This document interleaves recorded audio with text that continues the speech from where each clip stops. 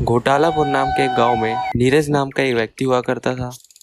वो छोटी सी कंपनी में काम किया करता था।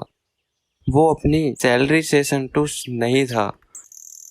वह नौकरी छोड़कर खुद का ही काम करने की सोचता है। एक दिन वह गांव के बाहर जा रहा था। वहां दो लोग।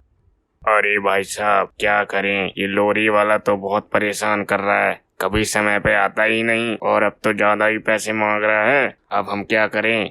ऐसे तो हमारा नुकसान हो जाएगा। हमारी फसल को अब शहर कैसे भेजें? कोई दूसरा लोरी वाला नजर में हो तो बताना। नीरज क्यों ना मैं एक ट्रैक्टर खरीद लूं, यह सही मौका है। फिर उसने 2 से 3 दिन में एक पुराना ट्रैक्टर ट्रॉली खरीदा।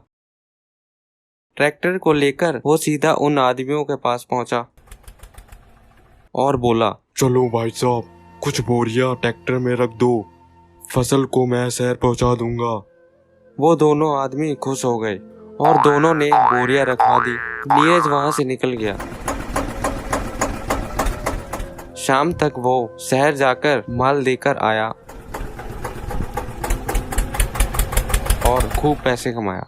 उसे फायदा होने लगा तो वो यूं ही काम ईमानदारी से करता रहा।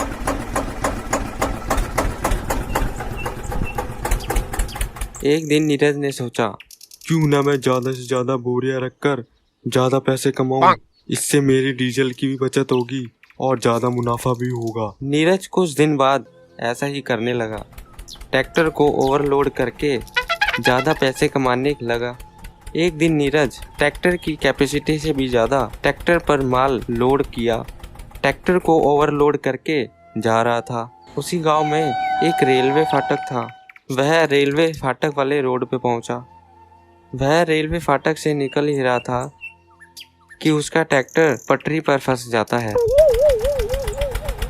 वह ट्रैक्टर को निकालने की खूब कोशिश करने लगा, लेकिन ट्रैक्टर ओवरलोडिंग की वजह से हिला भी नहीं। तभी दूर से ट्रेन हॉर्न बजाते हुए आई। वो ट्रैक्टर को निकालने की पूरी कोशिश करता रहा, लेकिन ट्रैक्टर टस से मस न हुआ। ट्रेन उसके बहुत ही करीब आ चुकी थी। तभी वह ट्रैक्टर से कूदा और भागा। ट्रेन ने ट्रॉली को टक्कर मार दी।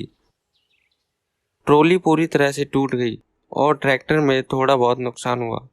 सभी लोग आवाज सुनकर वहां आए और नीरज को बहुत धमकाया।